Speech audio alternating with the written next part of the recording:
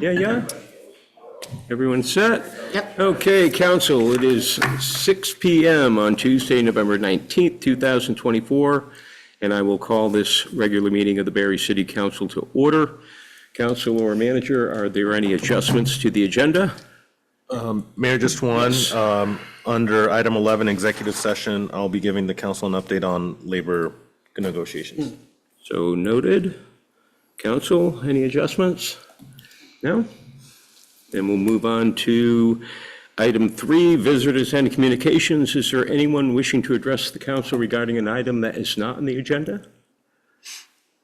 Okay, council, actually, I would like to address the council under visitors and communications. If you could take one and please pass it down, that would be appreciated.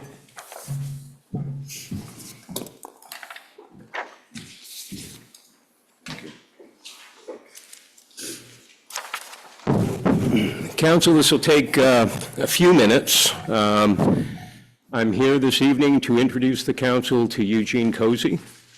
Mr. Cozy passed on October 7th, 2024, and was interred at the Cozy Family Mausoleum in Hope Cemetery on November 9th, 2024. I gave each of you a copy of Eugene's obituary, which he wrote prior to his passing. I am the successor trustee of the Eugene Cozy Trust and the executor of his estate. The vast majority of Mr. Cozy's assets were held within that trust. The trust agreement was originally executed in 2014, and it was amended over the years. The last amendment was in October 2023. So my role as trustee is to administer the trust in accordance with the trust agreement executed by Mr. Cozy. So I'll just review the steps with you briefly, if I could. First of all, I inventory and safeguard the trust assets. I sell the assets as instructed by the trust agreement. The net proceeds of those sales, that is added to the trust corpus. I pay Mr. Cozy's just debts and final expenses, and I administer the trust, and I file and pay all required income tax returns, which would include personal, fiduciary, and estate returns as required. And then I distribute bequests in accordance with the trust agreement. In the Eugene A. Cozy Trust, there are a number of specific bequests, in other words, fixed dollar amount bequests that will be distributed. There are only 2 residual bequests within the trust. One of those residual bequests requires that 60% of the residual trust be distributed to Hope Cemetery.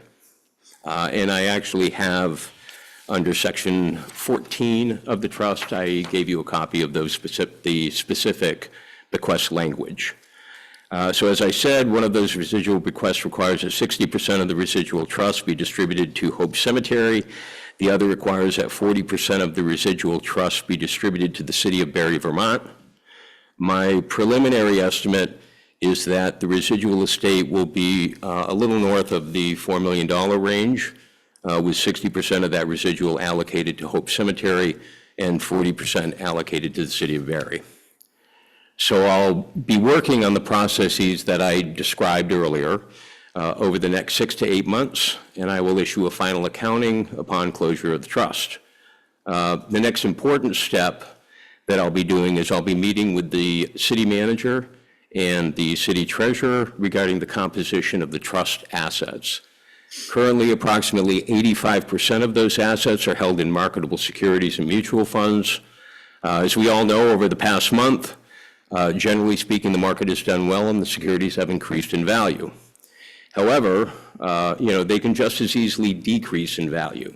So my recommendation to the city as the residual beneficiary would be to liquidate the marketable securities and place the proceeds into an account that would not be susceptible to market fluctuations.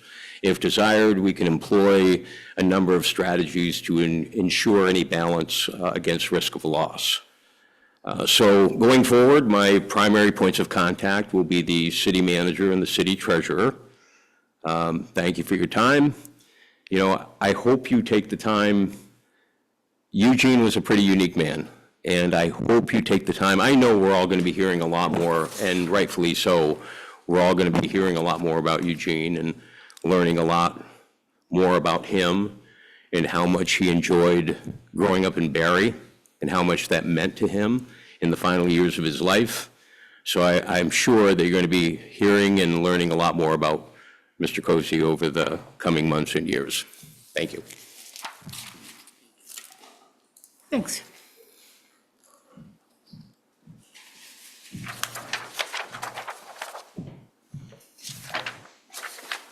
So is there anyone else under visitors and communications? Hearing and seeing no one, council will move on to item 4, which is the consent agenda. That consists of the approval of the minutes of the meeting of November 12th, 2024. Do we have any licenses to issue this evening? We have a permit. I did present it last, or it was in the pack that I emailed you in regards to the 802 Community Angels additional auto. I wasn't sure where that went during the meeting. I thought we approved that, but you weren't here, so I might have blown it. No, it was contingent upon receipt of, if I'm remembering correctly, we approved it. Thought that was Dollar General. Is that, I thought that was is that in the Dollar minutes? Oh, no. No, it wasn't. okay, it was- When I was watching the video. Okay, I if it's not narrow it reflected in the down. minutes, why don't we do that? Why don't we take a do-over on that one, if that's okay? Okay. Yeah? Okay, so we will be approving that. Council, that was in last week's packet, not this week's packet. And lastly, do we need, so what the council will be doing, obviously, folks won't know until but if they do know, it's because they learned, is we will be recording the meeting so that we can, but we will not be inviting participants. We will record the meeting so that folks who want to refer back to it may.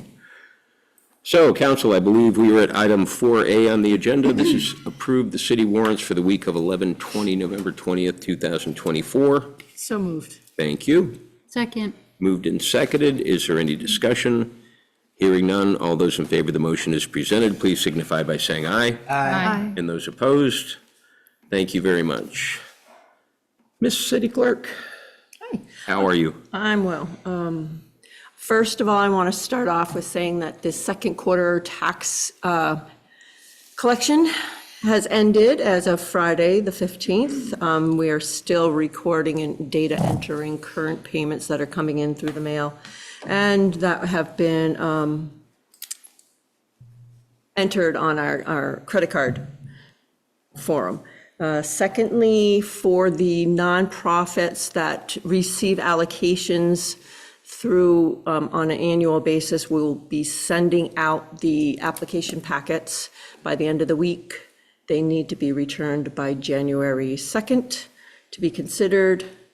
Thirdly, we are also sending out renewal applications for entertainment license, the annual entertainment license for all of those who held them last year. And those two also have to be back by January 2nd to be considered. And I know there was, I'm sorry, questions, council? So there's been confusion when liquor and lottery switched to a totally online platform. There was some confusion. Folks didn't realize that they still had to send their application into the city clerk with a separate fee. Has that, you think folks are better at that? They are. Much better at that Yes, this year? they are. Okay. Yeah, that has been cleared up. And it actually, it's the application is emailed, the alert is emailed to me. So I I log see. into the liquor and lottery site to see the application. Then that's when I contact and ask them for the payment. And most are now on board with it. They know the order of business, that city payment comes before it's approved for them to be sent back at the state level, and then they pay the state fees. Understood. Okay, council, any other questions before we move on? All right, Liquor and Cannabis Control Board, I don't believe we have Yes, anything. we do that. We do. The special events permit for North Branch Vineyards, that was Thank you. in last week's packet. I can didn't say see. it, I blew it again. No, I didn't see anything mentioned about it last week. They asked for a special events permit through Department of Liquor and Lottery. They're going to be at the Mary Berry Holiday Fair on November 30th, and they will be selling their goods up there. They just need to have permission to do that. Understood. Need a motion, please? In a second? So moved.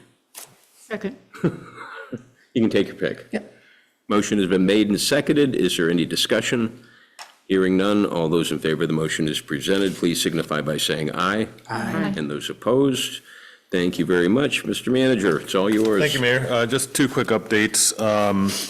First is just to continue to encourage people to sign up for Regroup. We're over 600 people signed up, so steadily climbing, but really encourage people to get there. Like I said last week, it's the fastest way, most surest way to get notifications from the city, because as I mentioned, I can't always send messages if I'm from VT alerts if I'm not near a laptop, but Regroup messages can come from my phone. So they may be duplicative, but encourage people to get on Regroup because that is the 100% guaranteed way to get messages from the city.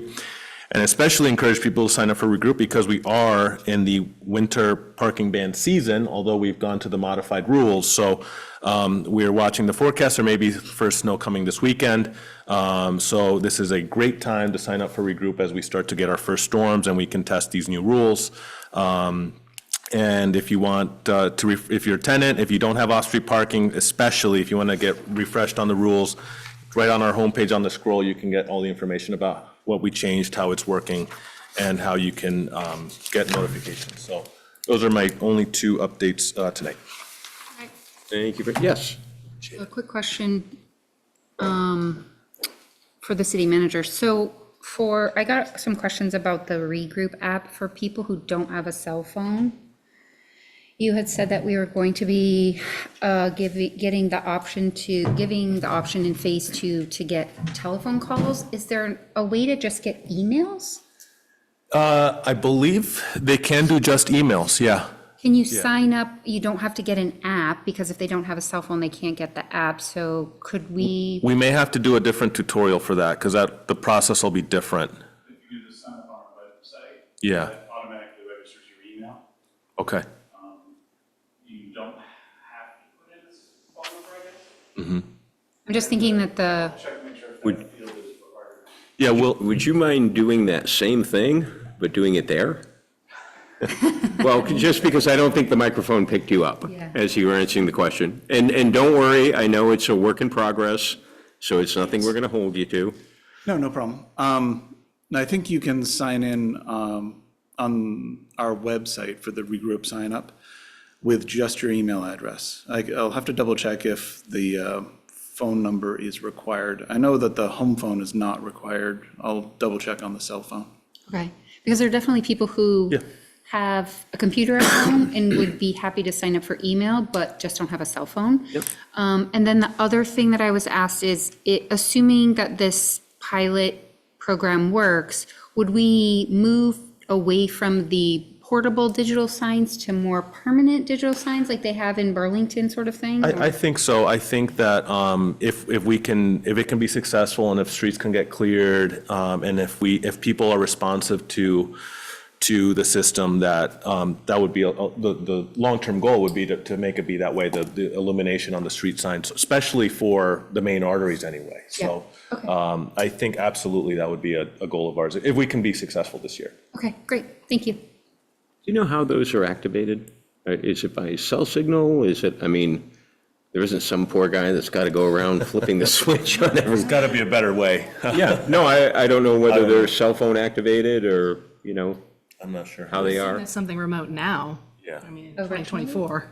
Well, you'd think, but, yeah, just wondering, I think it's a great idea, just wondering how we pull it off, 1 year period, but Yep. we'll see.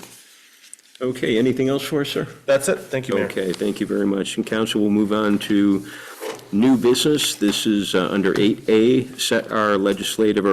set and discuss our legislative priorities. Councilor Wozniak. Thank you. I'm going to shift down there, so I can do mostly listening today. But just the 2 cents that I wanted to offer before we dive in is that I would strongly encourage the council to hire a lobbyist for this session again. We have Senator Cummings and Watson in the room, former Representative Anthony. I'm here, and I'll be speaking with Representative-elect Booton as well about what we discussed tonight. But you have your 2 reps, our 3 senators. Those are 5 out of 180 people advocating for Barre. And if we have a lobbyist, that is 6 people advocating for Barre in the building, and every single voice that we can get fighting for flood recovery. The Democrats had a supermajority last session. We had 2 Democrats in the House and 3 in the Senate working for us, and it was still very hard to get flood recovery priorities across the finish line last year, and it's going to be hard again this year. So I would just strongly encourage the council to consider hiring a lobbyist again for this legislative session. So before you go down there, how was your first day at school? Would you like to tell us about it? It was huge, first day of school vibes. There was a lot of Schoolhouse Rock, how a bill becomes a law. There was a lot of, I have my iPad and my legislative email all set up, so there was a delicious lunch with salad and pork chops, so it was very good. You enjoyed it? But yes, looking forward to getting to work. Awesome, fantastic. Okay, I think the manager has a presentation for us. And actually, council, I put together a list of my own legislative priorities. When I saw the item on the agenda, I thought we would be discussing things, so I just put a list together and we can review that after the manager goes through his legislative priorities. Thank you, Mayor. And mine are very brief, just to get the ball rolling, and certainly the things that we've talked about at the staff level. So number 1 on the list is operational aid. Last year, the city was very grateful to receive $1 million from the state legislature. And, we talked a lot at the Capitol every time we were there that these needs were long-term. These weren't going to be, these holes are not going to be solved in a year. Very grateful for the 1 million, but obviously it means it needs backfilled, and I'm not saying the full way, but sort of a gradual weaning off of it would be helpful, because otherwise it's just another hole as we were facing last year, and we know that our tax base just won't recover as quickly as we need it to. The item 2 here, more of a somewhat technical, but the voters last year approved 2, actually 3 charter changes, but I mentioned only 2 here. One of them was separating the clerk and treasurer duties, so that one's important, just so that we can get long-term clarity on the roles here in City Hall and in the finance office. The voters also approved moving town meeting day permanently to the 2nd Tuesday in May. The council's already moved it for next year, just so that there wasn't any uncertainty, but it would be helpful just to have these ratified early in the session. The third one was a relatively minor change about getting rid of outdated school language in the charter, so that's very, very, technical language to clean up the charter. The third is an item that had the chance to speak to the Senate Transportation Committee about last year, and we face this quite frequently in Barre, that we don't have the fleet to really prepare for a lot of these major events. When we are aware of the forecast for potential flooding, one of the things we like to do is have DPW go and clear catch basin storm drains so that the water can get out of here as quickly as possible. We only have 1 Vactor. We only have the need on a regular basis for 1 Vactor. And so, but having an additional Vactor that the state owned and perhaps stored in one of the garages in the region and was used by Barre when we knew there was a storm coming, or was used by Waterbury when they had an event, or Montpelier, or whoever, some municipalities don't even have Vactors, and they could certainly use them. So having some sort of shared fleet, I mentioned here leaf vacuums, or communities that have them. That may seem like a small niche thing, but, helping clear out leaves is helpful to keep storm drains clear. It's a good service for residents, right? If instead of bagging leaves, we can have people rake them to the side, right? That would be a service that I think people would love. It's hard for us to justify that kind of fleet on our own, but I'm sure there would be lots of use for Vactors, leaf vacuums regionally. So if the state purchased 1 or 2 just to have in the region, or maybe a couple more, that communities would share, that would go a long way, and help us not just prevent flooding issues or water issues, but also just provide better services to our residents. And then finally, just on the flood recovery mitigation, I'm sure there's a long list here, but The two that are really important that have sort of come up to the top for us on the staff level is funding for non-FEMA buyouts. We've gone through a really painful discussion the last couple years about the buyout process, and the current FEMA rules are just very prohibitive for the city. It pits us against homeowners, and so we'd love to have the opportunity to get people out of homes that they no longer want to be in, but also preserves the city's ability to develop and grow and meet our other needs. So having resources to accomplish that is important, especially in Barre where we're geographically limited and where we can develop. And then one other item that we've been pursuing is river gauges. Right now, our river gauge, if you haven't seen it, is painted in spray paint across from the Public Works garage. It has a happy sign at 4 feet and an unhappy sign at 6 feet. And so it's very low tech. We depend on Montpelier's river gauge information to have an actual river gauge, and then we try to extrapolate, and that's not always helpful. I think we're at the point where we've had enough events that we should have our own river gauge. A river gauge here would be beneficial to the state, to the region as a whole. So, something like that would be, as these events become more frequent, would be very, very helpful to have actual data that we can use to plan for events like this. So those are four. I know the mayor will run through some others as well, but those are four that rose to the top with the staff. Councilor Wazizak kind of touched on this issue, which was the only other point I'll make in my comments, which is representation at the Capitol. I agree, last year the representation was really helpful, especially, for myself navigating the Capitol for the first time. It was great to have people there to shepherd us along. And it was successful. I think that the 1 million in operating aid, which was the most of any municipality, was important. We got elevation funding, also very important for residents here. So I think there were many benefits of having that professional assistance.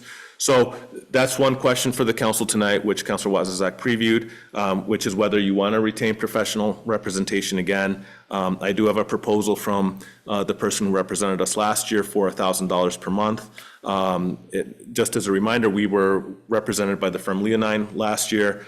This current proposal is from Atlas Government Affairs, which is the individual who handled our account, who has started her own firm. So that's just a question for you as a council to decide if you want to pursue that route, if you want to have representation or not, and if you want to pursue last year's lobbyist or not. So those are just some open questions that'd be helpful if And we've got council that weighed in.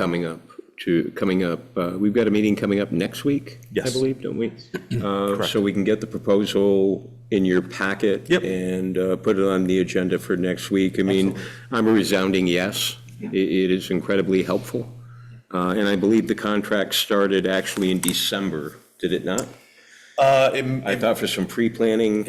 I think they last year. did that pro bono, but I think the official billing started in December, and we did some prep work. They included some meetings in December for planning. Okay, so I'd have, again, I don't know what the proposal says, but I think it would be important for, for our lobbyists to have an opportunity to sit with the council for a few hours in December and talk about our priorities and who we can speak to and how we might best accomplish that. So if that's not within the proposal, if you could just expand the scope to include some pre-planning, Absolutely. that would be great. Awesome. So I think the council will definitely be on board with that. Thanks for the I promise suggestion. that I will be quiet. But I just also want to underscore the great price that $1,000 a month is for a lobbyist in Montpelier. That's a crazy bargain. And while this lobbyist now has their own firm, having the institutional knowledge of everything that happened last year, understanding the issues that Barre is facing, and not having to, start from scratch between now and between now and January is a really, really big. Yep. Absolutely.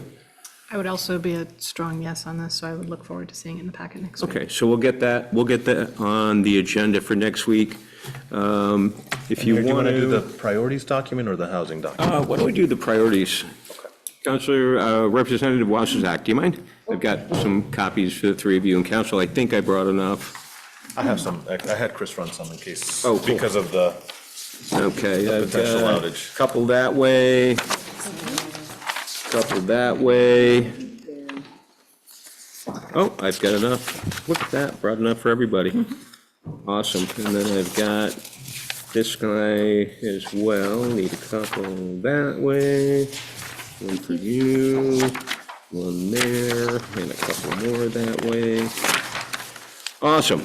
So, I mean, I have the opportunity to speak with other mayors through the Mayor's Coalition, talk to other mayors about what they're seeing in their communities. So I came this evening sort of prepared to discuss what I see as some of the legislative priorities. Some of them, I'm sure, are self-evident. You know, under housing, additional state resources and programs to address the unhoused population crisis. We've been, and listen, I'll preface with what I had to say with, I understand that as difficult as our budget is here in Barre City, the budget at the state, as you well know, Senator Cummings, is going to be just as difficult. The numbers are just bigger. But we really need to shift, in my opinion, from a program that doesn't seem to have a lot of predictability to it. It seems to be very, very reactive, and we just need a program that we can depend on so that we know what to expect, we know what we're going to receive. Municipalities know what they're going to receive for assistance, and they know what they're not going to receive, and they know, where they're going to be on their own, and I certainly understand that, the state can't do everything, and I know that. But it would be helpful if we had a more robust predictive program to address what really is a crisis with unhoused Vermonters, and a more regional approach to assisting unhoused Vermonters that allocates the responsibility statewide. A lot of times I feel, I don't want to speak for the council, but I feel like sometimes if you have a larger municipality, that more of the responsibility sits right on your shoulders and you're sort of left on your own to deal with it. And even smaller municipalities like East Montpelier and Calais and Williamstown, they're not immune to folks, in their community who are unhoused. And I think we need to take a more regional approach, and everyone needs to sort of pitch in and do their share. So I hope that any, any policy, any statute would sort of reflect that, truly we are a brother's keeper and we are in this together. Sometimes, honestly, as a mayor of Barre, it doesn't quite, and I'm sure for those sitting on the council, it doesn't quite feel that way sometimes. For Barre, and this goes to the numbers thing. You want to pull up the numbers thing a little bit? And this is, look, I'm happy to discuss this with you anytime. I'm not going to bore you by going through all of these details, but I think, Senator Cummings, I think we've discussed this several times. When you look at why we're not building housing in Vermont, I talk to developers, I talk to young couples who want to either buy or build their own home. It's cost. It's not any other reason. I mean, Act 250, some of the permitting reforms, that might have had a little bit to do with it. But if you talk to anyone about why people aren't building homes, why developers aren't building apartment buildings in Montpelier or Barre, or single families or young families aren't building duplexes, it's cost. They can't afford it. It's $450,000 if you're lucky to build a relatively modest single-family home. And as a realtor in your day job, you certainly know this. So in my opinion, I really appreciate when you see Efficiency Vermont offering $5,000 rebates for more efficient HVAC services. I appreciate that, I truly do. But we all know that $5,000 is not going to move the needle, that it needs to be a little bit more bold, it needs to be a little bit more impactful. So what I came up with is, and again, I won't go through all of the details, but in essence, what I came up with is a program that basically says to anyone, doesn't matter what your income is, it can be a single family, can be a duplex, can be a single family with an ADU for mom and dad, it can be a 50-unit apartment building. Anyone who wants to build housing units, we will pay you upfront the equivalent of 9 years worth of property taxes. So if it was a single-family home and someone wanted to build a single-family home and they would come in, the process is simple. They would come in, they would visit with the city, they'd give us their plans, And we would all agree, the city and the homeowner or developer, if it was a larger project, would agree that, in my example, for example, that, hey, annually, your property taxes are going to be, pick a number, $8,000 a year. We would take that number, multiply it by 9, and you would actually get a check for that amount. It would be the last money in, not the first money in, so you have to complete the construction, you have to get a CO, but the moment you get a CO, much like a bond, you're going to receive this payment. And what the city does is over the next 10 years, the city takes the property taxes that you pay, so obviously this would require legislative approval because we are talking about educational property taxes as well. The city would have to bond for that money in some capacity. And for the next 10 years, the city would take your property tax payment, they would apply it towards that incremental bond.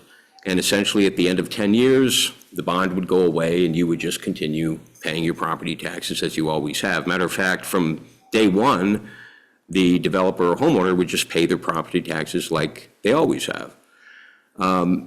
It's a simple program, it's not complex, but the beauty of it is that municipalities always get their property taxes, always.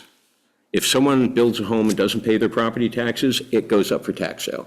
The municipality gets their property taxes before the bank, before whoever financed the project, before the IRS, before the Vermont Department of Taxes, before any creditor. The municipalities always come first. So in terms of the repayment stream, the municipality is essentially bulletproof. So like I said, it's a little complex, but it works. I mean, essentially, it would buy down the upfront costs of building either, an apartment building, a single-family dwelling, by about 20%. And I think that would move the needle, whether it's infill development, infill would qualify, new construction would qualify, anyone would qualify.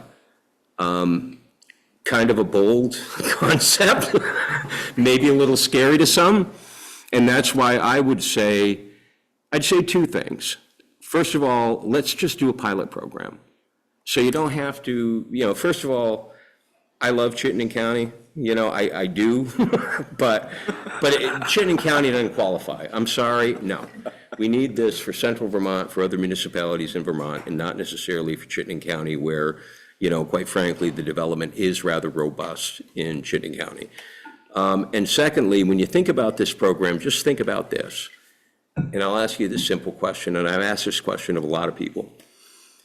If we could wave a magic wand right now, and 100 units of housing would just fall out of the sky and plunk in different places around central Vermont, but the only catch is that we can't collect property taxes from that homeowner for 10 years. They don't have to, we're not going to get that property tax revenue for 10 years. Would you do it? And pretty much everyone has said, yeah, I'd do it. So, why don't we try it? It's something that hasn't been tried before. I realize it may sound a little crazy, but a lot of my crazy ideas work. So, and it's just. And you had mentioned that to me several years ago. Yep. It's on my list of legislation I'm put in for discussion. I might be able to get a pilot. The issue is property taxes, and this is money that's not going to go into the ed fund. To do it, we'd probably have to do away with economic development TIFs. Mm-hmm. I'm not sure where the legislature will come down, but yeah, the market, the demand is there and the market is not responding. Mostly, I think, because they can't, because of the cost. And it's infrastructure. It's been suggested we look at the federal infrastructure money, don't put it into roads. That'll also be, a hard fight. But I can tell you I'm going to put it in for discussion. Thank you. We'll see where it goes, because Montpelier, I believe, is going to be doing a bond. That's all I've read in the newspaper for infrastructure, for one set of housing that's going up. And yeah, it costs, the infrastructure is essentially the same for a $300,000 house or a $1 million house. Right. And So if you can offset that, then you can afford to do a more affordable home. It Exactly. would be so much nicer if we could get a federal assistance because it is a national problem, but I'm not holding my breath on that. Look, yeah, and I'm realistic about a Trump administration and what that might look like for Vermont. And while I'm very proud of a governor for taking the stand that he did, I think we all understand the reality. So, and like you mentioned, I talked to you about this 3 years ago. So I'll ask a third question, or make a third statement. If we had actually done this 3 years ago, we'd only have 7 more years to go, and we might have 50 more homes in Barre City or Montpelier. I just don't see any of the existing programs moving the cost needle. And when I speak to developers, when I speak to single-family homeowners, when I speak to anyone about who just wants to put an ADU on their home for mom and dad, everybody talks about cost. I can't afford it. So if we can buy that cost down, honestly, and put more workers here, 200 positions open at Central Vermont Medical Center currently, put those people here when people, look at the economic benefits of home ownership. You could probably I know you can give me the number off the top of your head, how much people spend in the first 6 months when they buy a home. It's a big number. Oh, yeah. It's like $50,000, $60,000 in economic impact. Getting those workers here to Vermont, collecting those income taxes, the sales taxes, room and board taxes. I think there's just so much benefit to it. If I asked the question today and said, well, do you wish we had done something like this 10 years ago and we were at the end? Probably everyone would say yes. But every year goes by, and in my opinion, we miss an opportunity. Councilor Stockwell, did you have a question or a comment?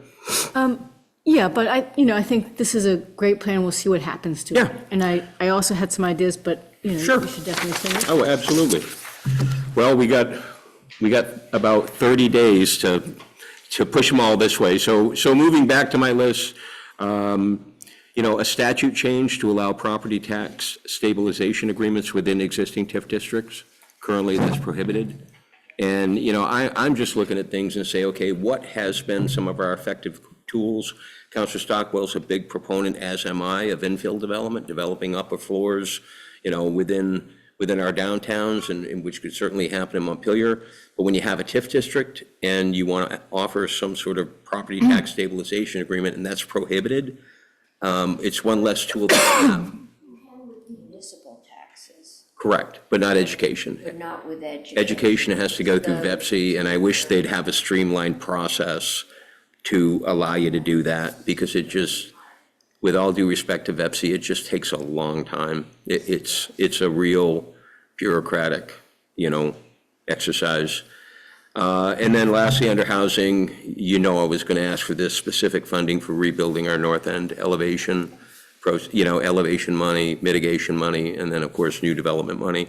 Under natural disaster and mitigation, a more robust, predictable, multi-year funding source for mitigation projects. Look, I wouldn't mind if it required, I understand that we're all in this together, if it required a 50% local match, help those who help themselves. And if Montpelier or Barre is willing to commit $250,000 or $500,000 a year in flood mitigation, I would hope the state could step up and perhaps help us.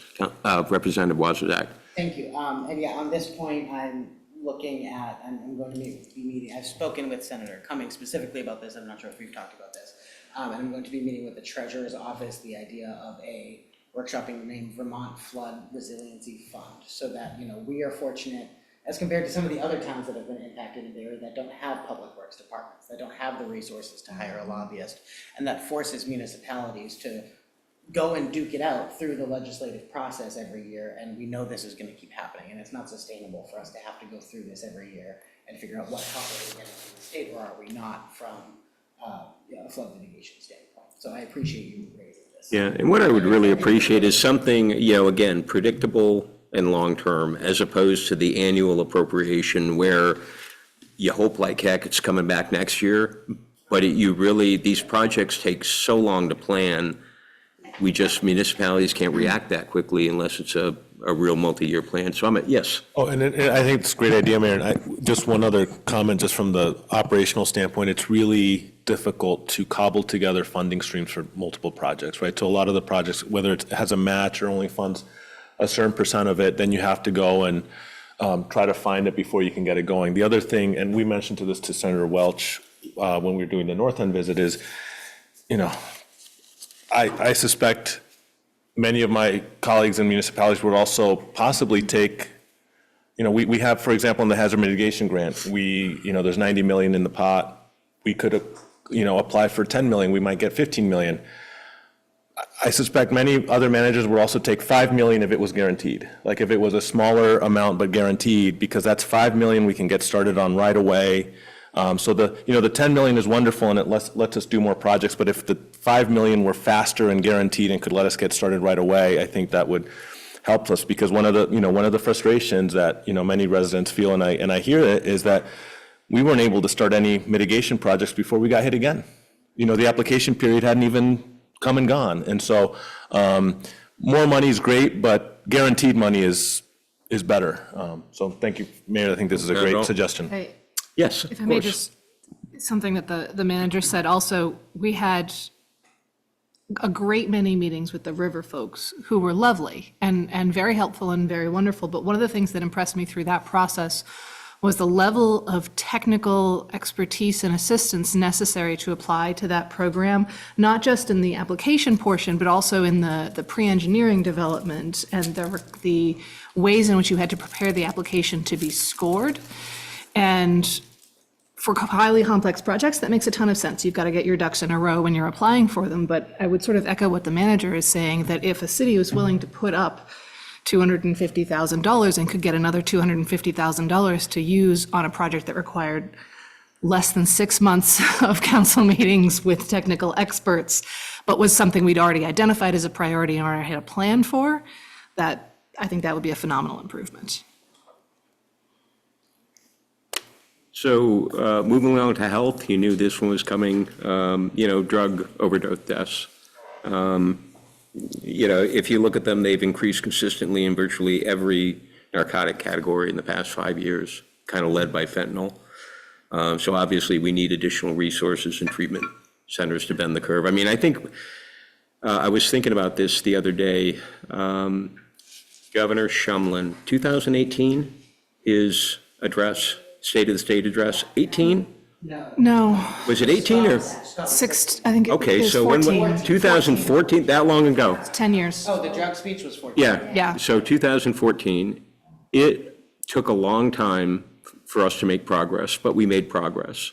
And then unfortunately, the pandemic came along, people were isolated, people weren't getting the support that they needed, we weren't meeting in person, and, we're seeing the results of that now. And obviously, it's really unfortunate because we've lost a lot of ground, and the problem continues to get worse. But we've really got to focus on that problem. There are just too many people, who aren't getting the support that they need. It's not, fentanyl deaths are one thing, but I think Barre and Montpelier have always be a kind of a congregation area for people with any kind of issues, because the services are here. But what we're hearing from law enforcement now is that the drug overlords have discovered that Vermont has minimal police coverage. You at least have a police force. We were in Waterbury last week, they don't. And that we are seeing increased drug activity and violence in small towns. How many murders have they had in Williamstown in the past year? Right. Several. So yes, we're going to have to go back and hit this. We have to dry up the demand, which is the treatment, and we're going to have to get back there. But yeah, locking people up for a year or more in their own homes did not help that situation. So yes, we have. Thank you for the great segue into public safety, which is my next topic. Next. Currently in the city of Barre, we're 5 officers down. And it's not from lack of trying, and it's not from It's not because we don't have a police force that anyone would be proud to be a part of. It's not leadership, but we need additional recruitment and retainage funds to reduce the number of vacancies in law enforcement agencies. I mean, they're seeing it in Burlington. We haven't heard why, but their police chief essentially gave his resignation this afternoon. He will not seek reappointment. I think Chief Murad was an incredible leader and advocate for the officers in Burlington. One of the things that I think about, and I realize that there are a lot of small municipalities in Vermont that are represented by a lot of representatives and senators, but there are some municipalities that rely 100% on the state police for coverage, and they don't pay for it. I just don't think that's right. They have issues too, and our public safety dollars, if the city of Barre decided to dissolve our police force, not that we would ever do that, but if we decided to, the Vermont State Police would essentially be forced to cover the city of Barre. So I think we've just got to look realistically at the problems, and smaller municipalities that are afforded state police coverage are going to have to pay for it. And those dollars could perhaps go to, addressing public safety concerns in some of the larger municipalities where a lot of these activities are occurring, because let's face it, a drug dealer is not going to try to sell their product somewhere where there aren't people. So, did you want to say something? Oh, well, I just sympathize with that sentiment significantly, that there are a lot of services, but public safety being one of them, that often the larger municipalities end up providing for the small surrounding towns. So, the other thing that comes to mind is dispatch, that, has a similar model, I suppose. That there are towns that just rely on the state for dispatching. And again, they're not paying for it. So there is a crew, there's a committee that's looking at. That's changing. County level government and what can potentially be strengthened.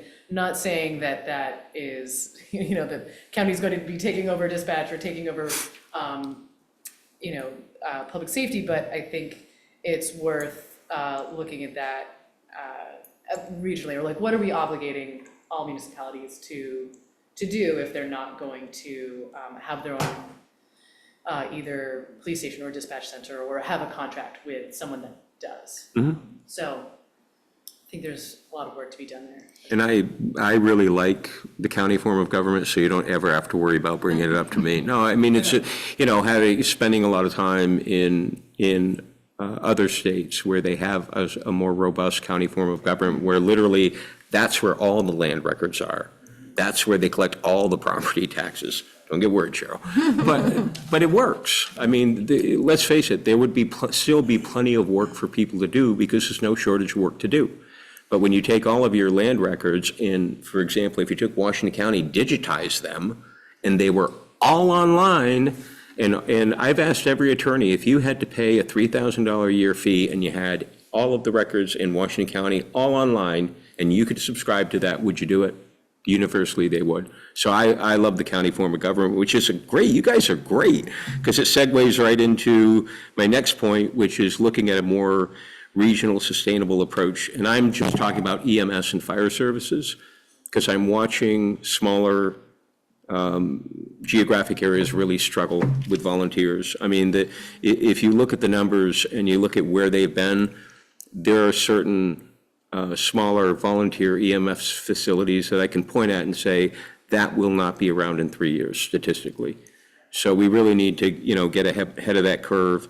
Again, it's just volunteer attrition in an aging workforce.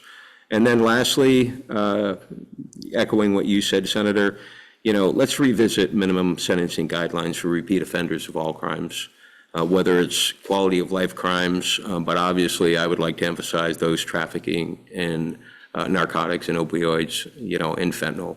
It's just, it's getting, when you look at every community and you talk to folks, people are feeling increasingly unsafe. When I talk to folks right here in City Hall who don't always feel safe at 7:30 in the morning, going from their car in the parking lot 100 feet to the back door, that's a problem. and it's something that we need to address. We need to, and I'm not suggesting, I'm not sitting here with 6 guns saying you can arrest your way out of every problem, but I think it's gone too far the other way. That there just doesn't seem to be any accountability. There doesn't seem to be, any concern because folks know, and it just, the effect ripples through the community. The folks who don't feel safe, the police officers who feel like, okay, I can do this, but it doesn't matter because I arrest them, and by the time I get back to my cruiser, they're laughing at me.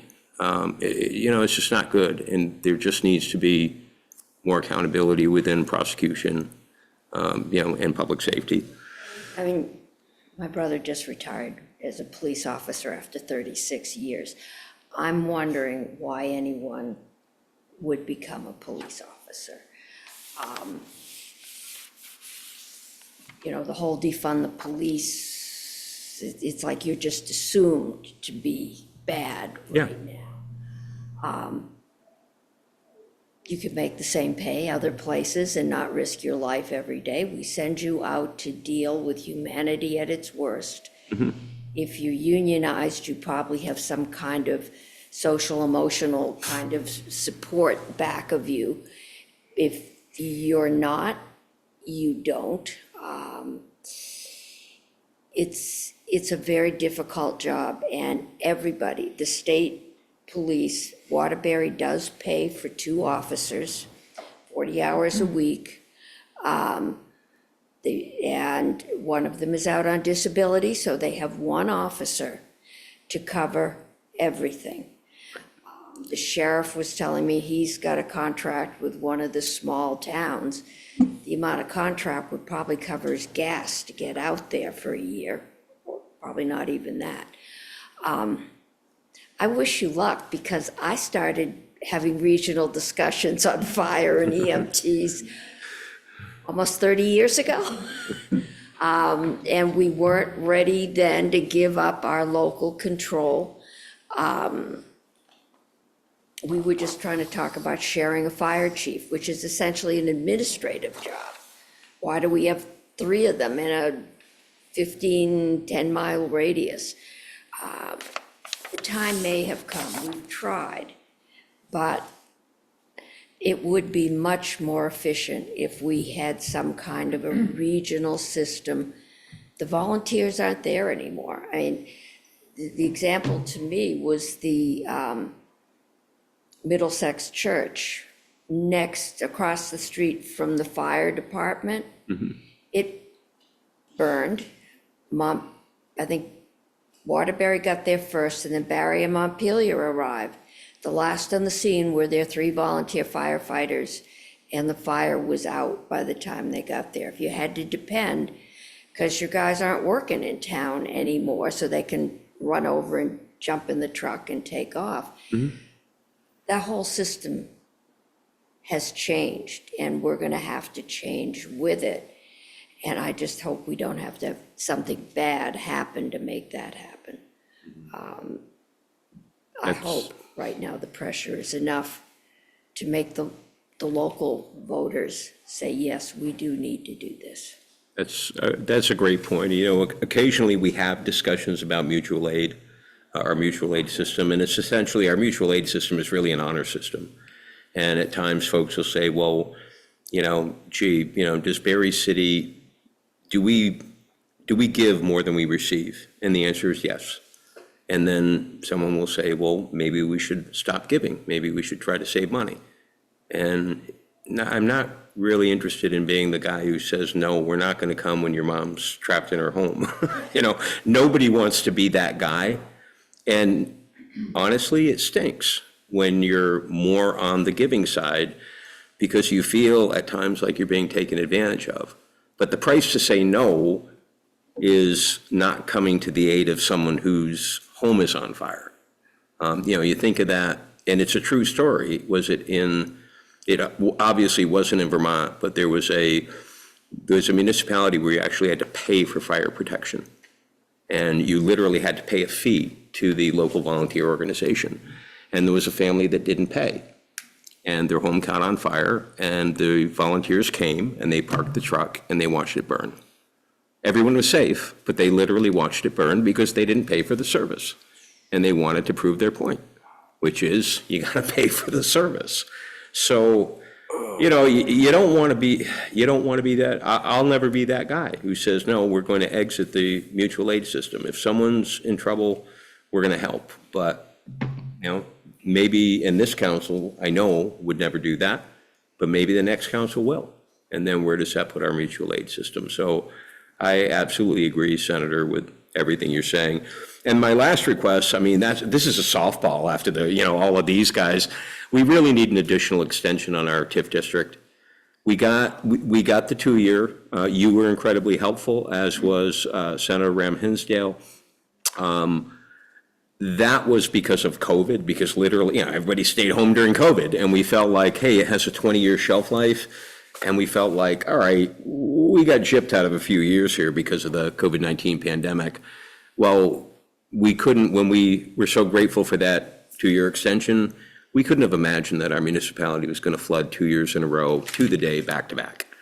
So we did. So if the TIF district could be extended, because obviously while we were in recovery mode, it was pretty difficult to encourage development in our downtown. So if that's something that could be accommodated, I'd really appreciate it. Council, did you have a question, Councilor Gusson? I did, yes. I was hoping to ask Senator Watson had mentioned the county study. What is the timeline on that? And can you talk a little bit about the scope? Is it built to give actionable recommendations? Do you have a sense of when things will move?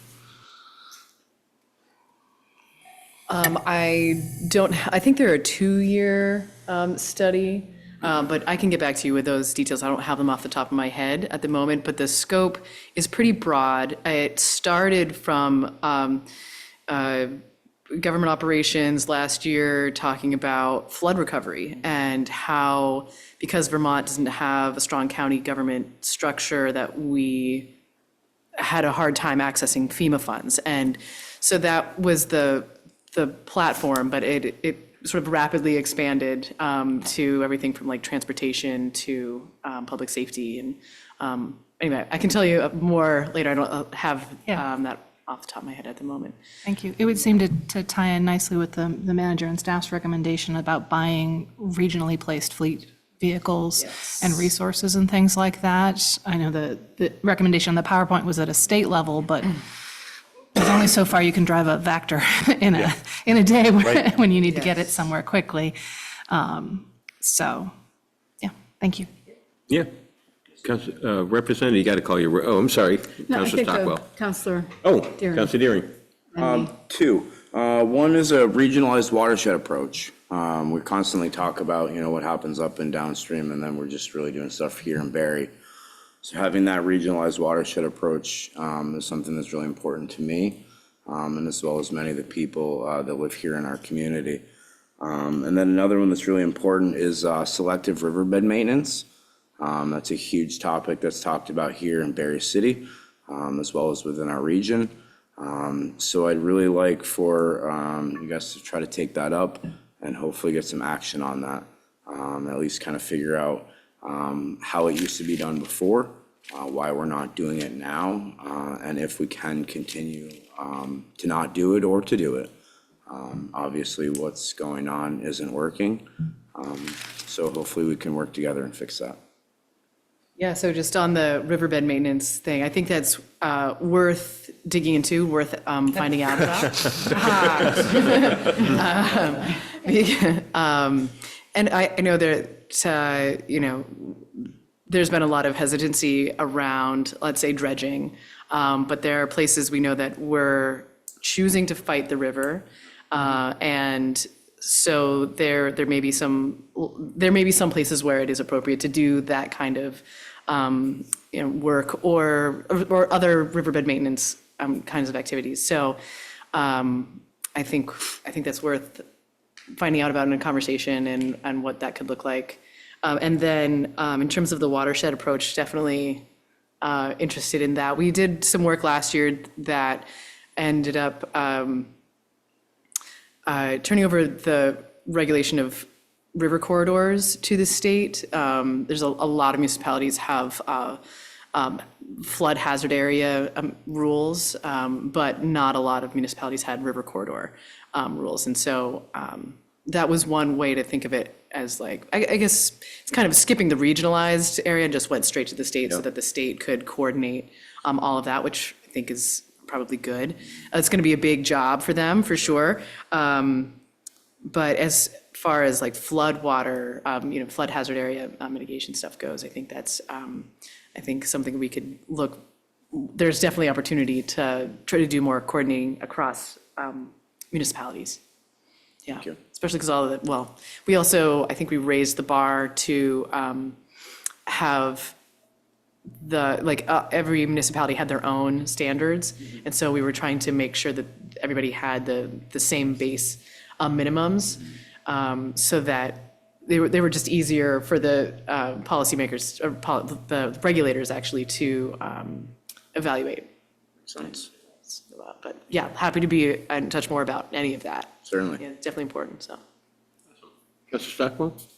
I would also love statewide resilience and flooding, that we're looking at vulnerabilities and that we're planning for how to do adaptations in a timely fashion. I don't know if we can any longer do a timely fashion, but we could see this coming. We knew that the rivers were going to flood. That would be the nature of the climate we're in now. So whatever we can do to assess vulnerabilities that we don't know about and to implement adaptive measures before something else happens. And to that end, I would also like, if there's a statewide assistance formula for infrastructure repair. I'm sure Barre is not alone among municipalities with aging and often failing infrastructure and it's very expensive, as you know, to replace it. We need to replace it, we need to make it better. If there was a statewide formula that said, okay, you have a master plan for replacing your infrastructure over the next 20 years, great, we'll help you at this level. That would be terrific. I think that, and I can't imagine there's a municipality that wouldn't say, oh, some help for infrastructure? That sounds good. I like the flood resilience fund, I think would be a great help. Yeah, and some of the conversations I've had about that, I think that what we've learned over the past 2 years, certainly in Barre, but around the state, is that each municipality's experience with flooding events is entirely different, and their needs are entirely different. So the city of Barre was able to mobilize and send out our DPW crews to clean up the roads and all that, whereas you have the Plainfield, their damages were about 10 times more than their annual municipal budget. And so I think that, in thinking through a multi-year funding that we know is there, that would allow the administration to put together, say, a rubric for, all right, Barry, you received $1 million last year, so you're not getting $1 million this year, but we can give you this much, and then we can send that money. Especially if you do this in terms of preparation for the next. And I think that the thought of, all the legislators that I've spoken to from flood-impacted communities are, for some towns it's infrastructure, for some towns it's housing, for some towns it's a mixed bag of all of these things. And getting municipalities money as quickly as possible to address some of these problems, I think we all agree is the goal. Faster is better. There are a few more things I was thinking about. I also totally support regional government. It would be so helpful. All these small municipalities struggling with the same issues, we can't really easily share resources. It would be so much more efficient if we could do so. So I also would like to see small housing initiatives. It'd be great if there are more homeowners, and we have some programs for doing that. They're great programs, but they're not quite enough programs. And we have some loosening of the regulations that were passed last year through was it 100 that was passed, the housing bill? Yes, that's 100. Act 181. So all those are great, but obviously we need more. And the more people who can own a home, the more stability we'll have in our communities and the greater security they have, roughly speaking. So if we had ADU incentives, for instance, if the water and sewer hookup, the city needs that money, but if there was a pool in the state, a limited pool, but people could apply, or the municipality could apply for them to get the cost of the water and sewer hookup waived. So that would be that's like $4,000 in Barre City. And that, for someone who is a small homeowner or is looking to own a home or divide their home, that would be great money, right? That'd be really important money for them. And then they're creating more housing. And I wish there was a place for housing innovation funding. The University of Maine has the world's largest 3D printer, and they're creating houses out of wood scraps. I don't know, that's been at least 3 or 4 years in the making.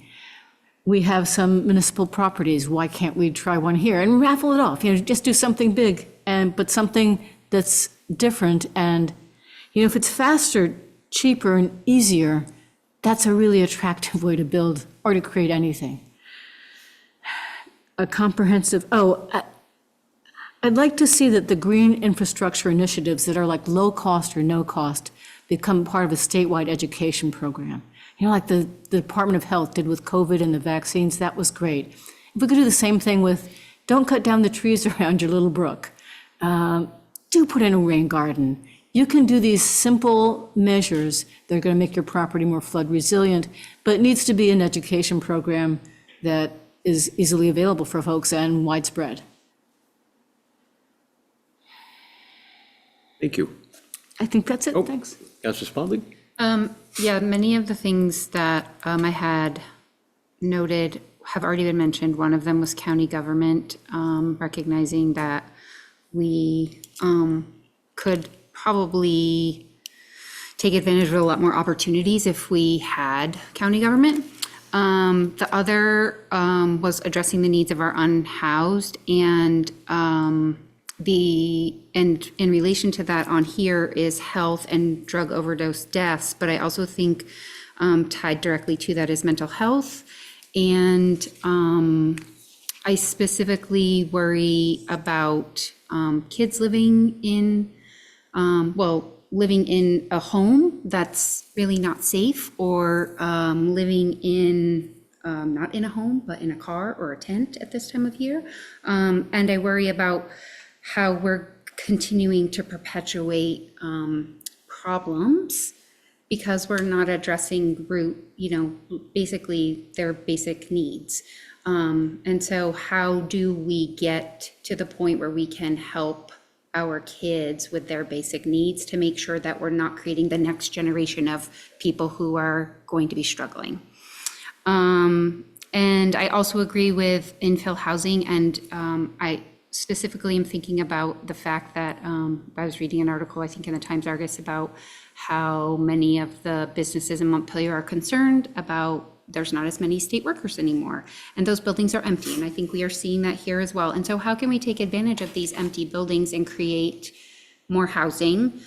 We need more housing. The buildings already exist. We know state workers aren't coming back. We know our, people are working out of their homes. And so how can we have some incentives for creating apartments and shared living opportunities in buildings that already exist in our downtowns? So those are my suggestions. Councilor Deering? A concern that many constituents have brought up to me is reinstating the benchmark goals or work requirements for those receiving AHS funding, like SNAP benefits or cash assistance through Reach Up. Those work requirements were suspended many years ago and have not been reinstated. So really just putting those back in place towards self-sufficiency. If they need mental health counseling, we can get that done. If they can't get the help that they need, then the state will then know about it, and that's one more statistic that they can actually work on and say, well, we don't really know how many people need mental health, but actually this is the number now that we have. So it's getting a better assessment of those that really need the help at really the most basic level. Talk about the children. It also gives them the opportunity to receive what they need. We see many opportunities that are missed with people that are coming through doors of AHS, but we're not giving them what they need in order to be self-sustainable. So that could help with a lot of different things within the current situation that's going on with mental health, with drug abuse, with our work situation, with getting people back into the workforce. Lots of different things could be helped with getting that out there. Councilor Stockwell? There's one small thing I forgot. We all know that we have fewer and fewer children in Vermont, and yet we need schools that work. And I know it's like, okay, so fix that. But we need a statewide something that works. The schools are going to have to consolidate. And I know the last time it didn't work well, and this time, for obvious and great reasons, people look at their small community school and they don't want to give it up. They need help to come to the decision, and we need to think about ways that, how can we make some sort of community solutions work for young children at least, and consolidate schools as children get older, and it's a more appropriate move. So, Small one. small one. Yes. If I could tag on to that, I also think because people are really very desperate for some kind of help, they're just struggling with how to pay their bills and affordability. And I know you guys have heard that. You were door knocking, you were talking to people, you were in parades. I'm sure that was the thing you heard. That's the thing that everyone is hearing. But what I find interesting is when you tell people, I have the plan that's going to make things more affordable, and then you tell them it's consolidating, or you're going to have to close down your small school, or you're going to have to regionalize your, they don't want to do that. So I think we have to start helping people recognize that we have to invest together as a larger community instead of a small community, and think of maybe our county as our community instead of just our little town of Plainfield or Worcester or whatever it might be. So I mean, it already feels like we're big, and so it already feels like we're there, but even we struggle with consolidating. We're two communities, if you think about Barre City and Barre Town, and we're struggling to just work together sometimes as a school district and as municipalities. But how can we get some incentive to say, hey, guys, start working together and you're gonna get more out of this, so. If it was easy, everybody'd be doing it, right? I mean, honestly, the hardest part of my professional life is when I have to look at a business owner who's put their heart and soul into something and look at them and just say, look, your numbers don't work. And they're not, and demographically, your numbers aren't going to work. And you can keep bleeding money, and you probably have enough to hang on for another 5 years, and then you'll be broke, or you can just stop now. And universally, when they follow that advice, they come back 5 or 6 years later, maybe they found something out, and they say, thank you. And they said, that was hard advice, but it was good advice, and it was the best advice. And that's really what people have to hear. That, when I first started going to elementary school in kindergarten and first grade, my bus ride was 40 minutes each way. I mean, that's just how it was, because that's where my school was in Monmouth County. And so that's where I rode the bus to school, and I understand, but people can make choices as well. People, they're mobile, they can sell a home and move to a different community or move closer to school. But we've watched these numbers now. If you're, how many decades, Senator, have we watched these numbers just trend in the wrong direction? And no one stands up and says, this is what we're going to do, county form of government, 2-year transition period, get ready, because we're doing it. While I'm on the commission on the future of public education, I'm on the steering committee and the finance subcommittee. It's an unrealistically short time frame. There is, I think, when things come out, the basic message is there is no silver bullet. So stop telling me if I just tax the rich and got $74 million, that would solve our problem. Because we put $100 million this year between new taxes and borrowing one-time money into buying down the tax rate to that bill that all of you hate because it's too high. And we'll have the 30 million from new revenue, but the 70 million, because that was revenue that came in that wasn't in the forecast. And so some of it went to flooding, some of it went to buy down the property tax rate. At the rate that the health insurance is coming in, the projections are right now, nothing official, but it doesn't look like we're going to have another small increase statewide. I know that this is going to put people out of their homes eventually. and it's going to put people, the rent's gonna go up to reflect the rate. So we're gonna have to find a way to get through this year. But I know I don't have to tell you, money is finite. I've offered to buy a printing press and they won't take me up on it. If we had the money, we could solve all of this. I can probably raise some money, put in a bill last year, but the treasurer says he can do it without my permission. They did flood recovery bonds after 27. I have 2 copies, I have to do it. We could raise money that way if we have the bonding capacity, which that's limited. If we're going to consolidate schools, we're going to have to either build a new bigger school or we're gonna have to add on to an existing school. Because almost all of our schools were built in the 60s and 70s, except those that were built in the last century. And, well, that is the last century. Previous The century. Before that, they're all aging. And we haven't been able, regular schools haven't been able to do, many of them, the maintenance that they need to do. Leaky roofs seems to be endemic. I'm not sure where the money's coming from. I've got an estimate of $328 million to fix the urgent health and safety needs.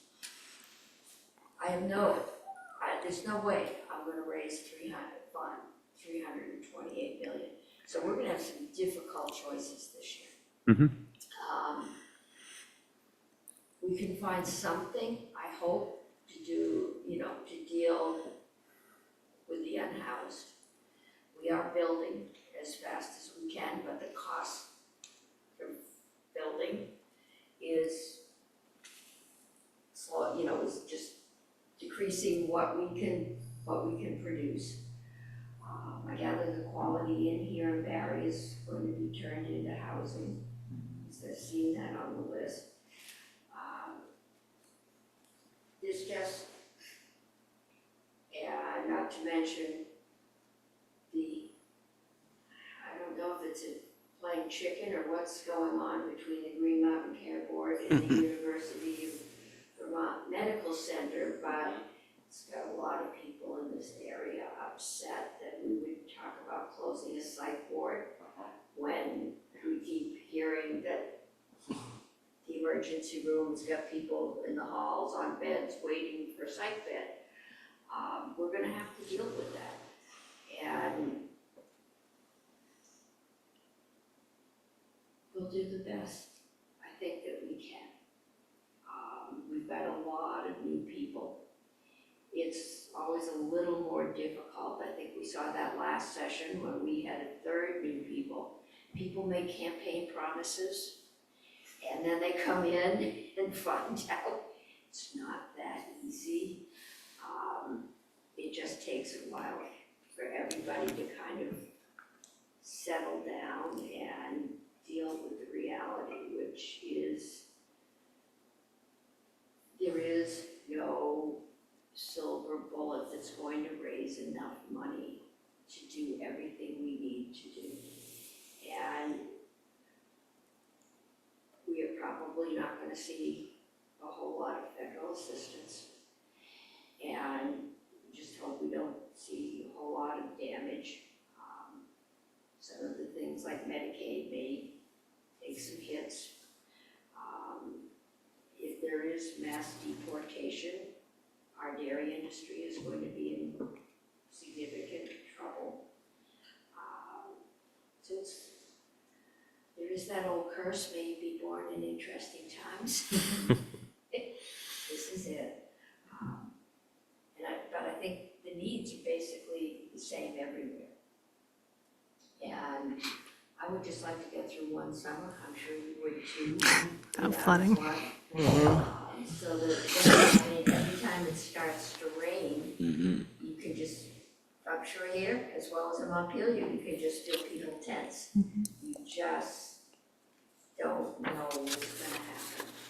And we built in the river corridor because it was there on the side of the mountains, and besides the mountains, you have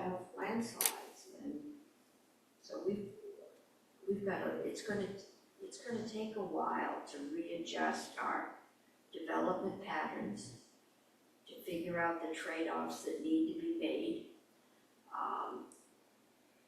We may figure out that, yes, we do need some law enforcement on a regional basis, and we are going to have to build some bridges with the law enforcement community and mostly with the general public, and make that seem like a job you might want to have, where you might get some public support. And that'll take us a while. It will. Yes. Thank you. I think I have a process question, which is that I think we've had a really interesting conversation. I've enjoyed hearing from our representatives and hearing from my fellow counselors about sort of a lot of, as Senator Cummings was just saying, there are enormous challenges in front of both Vermont and Barre City. So I guess my process question is this: we're meeting as a city council and understanding that Barre City as a municipality and as a community has some incredibly deep needs. I certainly have a lot of things I would like to see happen too. So I'd like to hear from our senators and our representative-elect, knowing that we can't get all of this done. How can we as a council sort of set a finite list of our very top priorities? And we'll obviously be working on this with, if, as I hope we do, we move forward with being represented by a lobbyist next week. So we will continue to have these conversations. But like, I guess I'm looking for you to tell us, how can we help you focus in on the small handful of things that are most going to benefit Barre City? What we did last year was, and Tom was here for this as well, among others, but you're not mayor, was like you just said, everything's a priority, right? Housing's a priority, education funding's a priority, flooding's a priority, but having a list that we can use when we're having conversations with our colleagues and with the administration, saying like, this is what the city of Barre is telling us to do. These are the 5 things, the 7 things, the 10, the 15 things that the city of Barre as a political and municipal body are telling that we need. That gives us a really strong position to go in and negotiate. And of course, like, there's 10 things that y'all will submit. I can think of 10 more things that I'll be working on in the background to try and get done. But when it comes down to the brass tacks of what the city of Barre needs to survive for the next 25, 50 years, getting that list puts us in it just puts us in a much better negotiating position when, like, all right, Teddy, you're not gonna get your pet project done. All right, fine, but we're gonna give the city of Barre what it needs. So, it's up to the council, and I'll recuse myself from those conversations of what that list looks like, whether it's, is it 10 priorities that are all equal to each other, or is it 10 priorities where number 1 is number 1 and number 10 is less important than that, right? So I think, at least from my perspective, and in navigating the flood caucus in both chambers and the administration and all those other things, that would be the most helpful. Well, and I would add, I expect to get pretty much exactly that list from the city of Montpelier tomorrow. Yeah.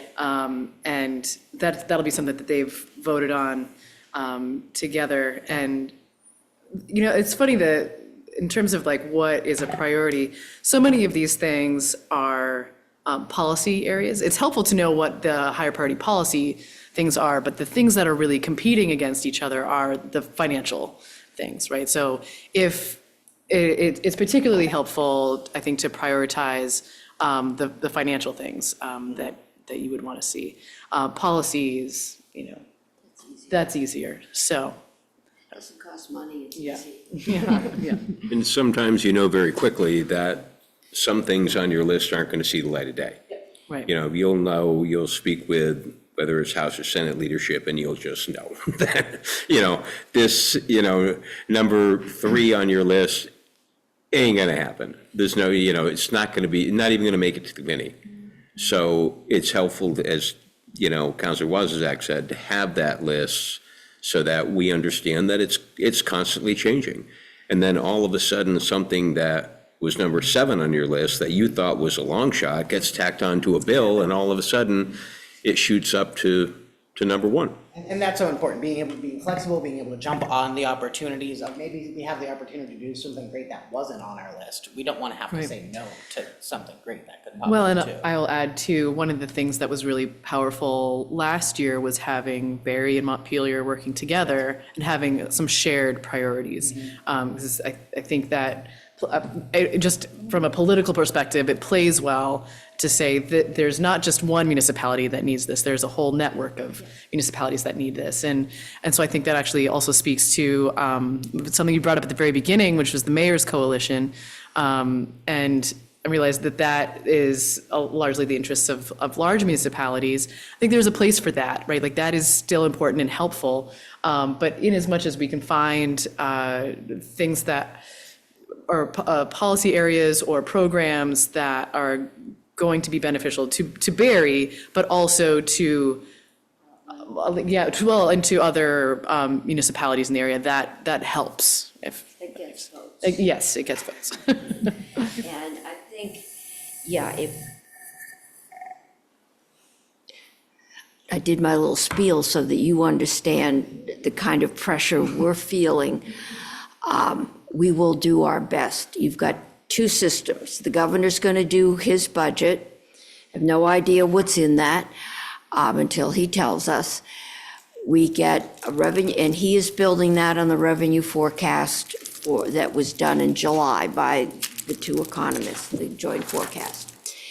We'll do another forecast in January, and then the legislature will work off of that. Right now, the forecast was revenues look like they're going to go up a little bit, but, not enough to it's do not all of crazy this. good. Yeah, we aren't booming. We will work on that. And so the budget will get done, in both bodies based on that revenue, and we can only spend that revenue. If revenue comes in, and that's what happened this year, ahead of forecast, what you do is you set up a waterfall. It says if additional revenues become available, but you have to wait till the books are all closed at the end of the year. Then it will be allocated in this way. So that's where some of your last minute funding came from. There's always, if something goes wrong, and we have in the past when things suddenly became less rosy, we can do an emergency meeting and reset the revenues down, which nobody likes, but that, before my time, but I think in the 90s, we got in trouble because everybody was estimating, I think there'll be more money and we'll spend it, and we spent one-time money on ongoing programs, and that's when we stopped putting the full pension payments in, and we are still paying the piper on that one. And so a lot of that institutional memory is gone, and so we're starting with a whole new group of people saying, no, this fiscal discipline, our fiscal house right now is in order. We have the reserves that Wall Street wants us to have. We didn't. Our pensions, if we keep making our payments, are in good shape. Our retired teachers' health has now got a fund. We're not paying it as we go. So the foundation right now is solid. The challenge is to keep it solid, and then to use the revenues that come in the way that's going to help us. Definitely anything to do with flooding, both recovery and mitigation is going to be up there. Number one is going to be property taxes. I mean, that's, and I think we're going to have to come up, I think we've got at least one more really bad year, unless we can find some money to buy it down again. But even then, it'll be a bad year. But we need to have a plan going forward. And we need to have that plan to say, okay, if we can get through this year, then next year we're going to do X and we're going to do Y. And I think at least some of us on the commission have come to recognize that it's really not fair to ask locally elected school boards to make some of these really difficult decisions because it's your friends and neighbors that stop talking to you and they unelect you next year and we start all over again. So the state is going to have to take some responsibility in creating a structure that helps school boards make what we think is the right decision. But it's going to be a process. I hope the governor will become active in that. We're going to ask him in to bring his ideas and put them on the table on the first week. And so we can add, subtract, and work with those so that we don't end up at the end of the session with, I'm going to veto it, and we go home with nothing. So it's going to take all hands on deck with this one, both the administration and the legislature, because the pain out there is real. I can't do anything about grocery prices. I hate going into the grocery store right now. And that's hurting people. Was it 22% in 3 years? Groceries went up. And, but we need to be able to give people hope so that they hold on. I wish in the 92 flood, one of our local businesses donated money and the city people were able to go around and give a $2,000 check to every business that was hit. It's just having that cash in hand that it gave them hope. And FEMA might give you more than that, but it takes 5 years. And at that point, you're pretty hopeless, and nobody's had enough money to do that with the extent of the flooding we've had. But I think we're going to need to give people hope that we can get a handle on their property taxes, that maybe we put a moratorium on tax sales. I don't know. You know, that we're going to do something so that you can keep your home and you can put food on your table and your kids can get educated. But the last time we did that, I think it was Franklin Roosevelt, maybe, you know, or somebody with the diplomacy of Winston Churchill. But I've never seen the people in this state this kind of demoralized. And we're going to really have to work to lift them up and give them hope. And I'm hoping we can all kind of work together to do that. Because, yeah, they're sad out there. They really are. Absolutely. Yes. Thank you, Senator. I'm not sure how I can follow I don't that, know to if be you want to honest. say Wholly in favor of a new deal, if that's what we're talking about. I'm sort of circling back to my previous process question. I've been doing a lot of listening, both to our elected representatives and to fellow counselors,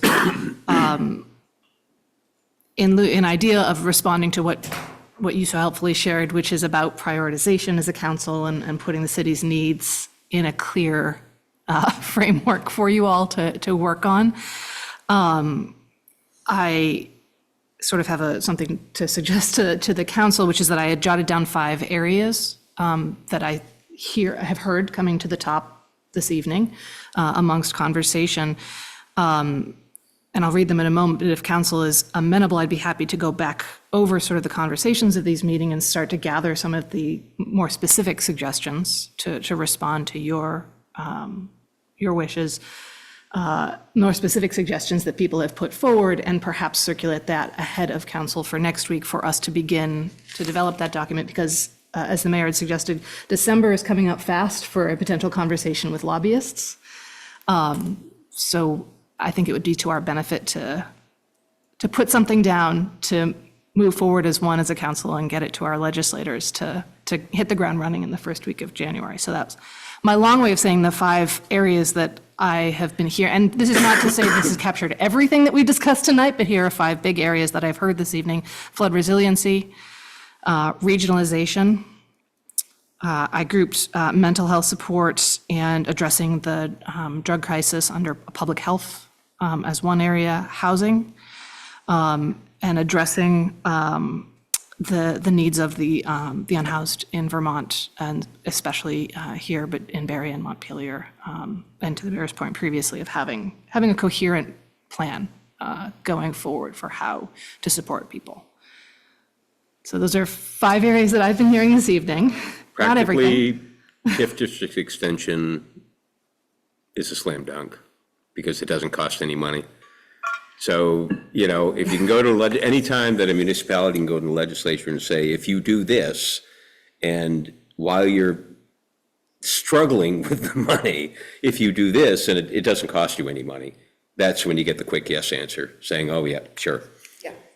Well, except TIFs are under fire for those non-educated expenses that are put in the ed fund. It's a tenet of faith. You either believe it or you don't, that but for the TIF, that economic development would not happen. Right. But if we're going to do something like a housing TIF or anything with those taxes, I doubt I can get both through. So that's it. There will be, maybe, I'll try. Well, but if we took a regional approach, which is what I was outlining, that would not be specific to Barre. No. It would be something, a pilot of 250 housing units, where you might say, well, Barre, you definitely get 50. Montpelier, you definitely get 50, and the rest are up for grabs throughout central Vermont. Yeah. And we just take the applications in the order that they're presented, that, that sort of regional. I think you're going to hear, I think regional is going to be the overused word in the Senate and the House of Representatives this year. Everyone's, because, let's face it, we don't have a lot of taxing capacity. You said it yourself. People talk about, well, tax the millionaires. It's easy. No, it actually doesn't work. $74 million. That's a drop in the bucket. I mean, it Yeah, sounds it like a lot doesn't of work money, but long-term. it's not. So when you look at that, obviously, we've got to make structural changes, and that means regionalization. That means consolidation. It means, unfortunately, the things that like flood mitigation. That takes a long time, and it's hard for people, especially in this day and age, to stay focused on something more than 30 seconds. And we're talking about things that take years. So thank you. I appreciate so much. I mean, I know how hard all of you work. Not yet you, but you will. And I will just say. No, it's not people think, well, they get Monday. They don't realize that you spend Saturday, Sunday, and Monday meeting with constituents and other groups and just doing the work. And that the work doesn't end at 4:30 in the evening. Then the work, a lot of the work just begins. So. Meetings every day this week, most days 2 and 3. I know you do. I know all of you do. And the support that, I felt personally from all of you who represent us in Montpelier, I just want to let you know, it's not lost on me, and I appreciate it. I know how much you give up, and I just really appreciate that you make yourselves available. Councilor Stockwell? I'm just wondering, in terms of the process, that we could all get Amanda's 5 categories and fill them out, so that we come to next meeting with, here's my 5, and then just vote for the top 5. Get to the final refine. Well, first of all, we're going to have the top 15, because we're going to have a big list, because if you don't ask, you don't get. and we're going to rank them. So I'd prefer to have more, I mean, 5 broad categories. Yes. Oh, yeah. Yes. That's Just what to I'm be clear. requesting, that we have her Yeah, 5 I broad just, I categories. want to, just to revisit, because I realized I said it in a slightly convoluted way, to revisit what I had proposed doing, and that was, I had read off the 5 categories of groups of things that I heard this evening, go back over our conversation this evening, rewatch the meeting, whatever, take down the various initiatives that various counselors had expressed an interest in, put those under those 5 categories, and use that as a basis to start doing exactly what Counselor Stockwell just, and the mayor just proposed, prioritizing within those areas so that we can slim it down to something actionable to give our representation. Yes. And just looking at, All of us have sat on that side of a table. So I know how much work goes on there too. I mean, I think anybody that works in any form of governance perfect. works hard. And just to tag on what I'd ask the council to do is strike the balance between finding us, we don't want to exclude anything, but we also don't want to be seen as walking in with a wish list, because every community has a wish list. So just keep that in mind when you're deciding how many things to include in your final votes, et cetera, of, we always want to ask for more, because as you go through negotiations, you lose certain things, but we also don't want to just be dismissed right off the bat of like, all right, here comes Barry asking for literally everything. Well, that, you don't want someone to say, are you living in La La Land? Yeah. Not seeing It's a great place the to be. numbers that are out there. So we can have that to you. The manager is just telling me that our lobbyists will be here on the 10th. And so after the 10th, so after the meeting on the 10th, it won't mean that it's not subject to change like everything is, but we'll shoot to have a pretty good list to you by the 10th. This year is slow. We can put in bills anytime. Next year, the Senate has like a December 5th or something end date to put bills in. Yeah, So next year, but this year we have more wide flexibility. open, so we can work on things and put bills in as we go. Fantastic, We'll get them in the works. fantastic. Okay, good. Anything we didn't cover? And if there's ever anything we can do for any of you, besides being prepared, having a good list, but as, I would get those calls sometimes from you, Senator, saying, can you be down here in 35 minutes? Because I didn't realize this committee was talking about this, and they're going. Well, now you're And we going run to have down. to zoom in. That does make it easier on people. So if there's ever anything that any of the council or manager can do for any of you, please, Yes, I would. just ask. Probably call the manager and let him decide who he wants to call. But Perfect. I got that lecture the first night on the city council. Do not call the public works director, call the manager if you have any problems. Yes. One last wrap-up point. I know we all have shared a lot of ideas this evening. If you come up with something else that was not shared this evening, please just email me and I will put it on that list that I will have for council.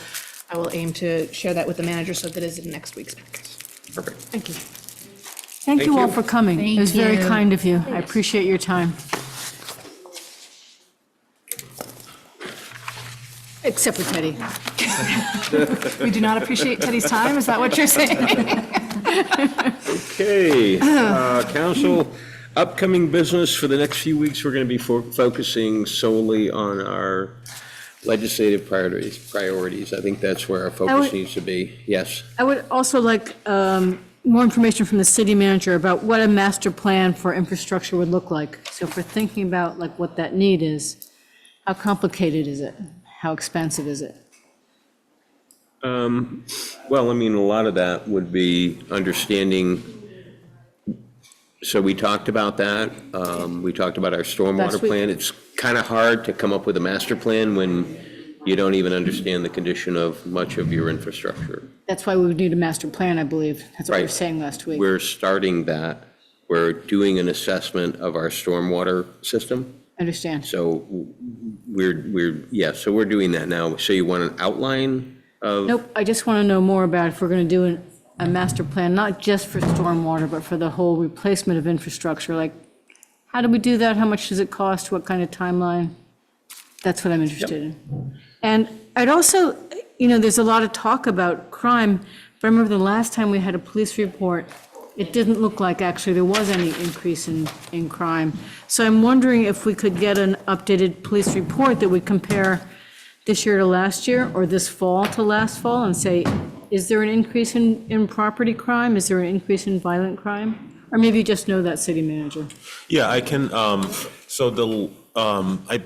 believe the last update we had was when we talked about our increased overtime patrols.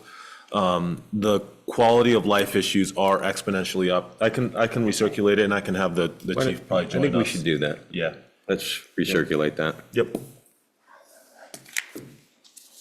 But Okay, there is an good. increase, yeah. Thank you. Thank you. Anything else, folks? Okay. New seat, Teddy. I'm writing Nicholas a note. That's all good. Roundtable, Councilor Stockwell. I'll pass. Councilor Spaulding. I have nothing, thank you. Councilor Wozniak. Yes, I put Ready? this- I can go over here and come back. No, it's good, it's good. I put this on Front Porch Forum and Facebook, and I submitted a commentary to the Times-Argus today about how to stay in touch with me as your representative. You can go to teddyforbarry.com, and there's a thing to sign up for a newsletter, and I'll be sending out weekly or bi-weekly newsletters throughout the legislative session on what is happening in Montpelier and how it directly relates to Barre. And my legislative email is ewazazak, you can look on the website, at ledge.state.vt.us. And so that'll be printed, look for that on Front Porch Forum, and that's how you can let me know what you think about all we're getting up to. Councilor Guston.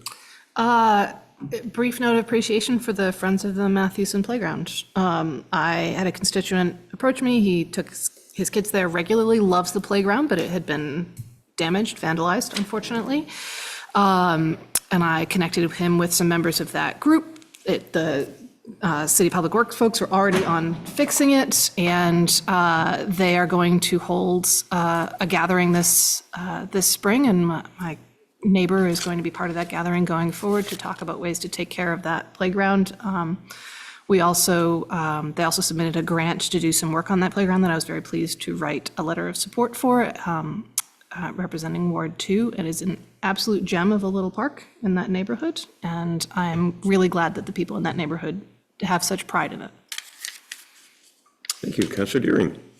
Speaking of pride, Vermont Coyotes, excited about them for next week. They're going to have some stuff going on Sunday, the 24th, at the auditorium. They're going to have a 9:30 open gym to the public, 10 o'clock meet and greet with some team leadership and coaching.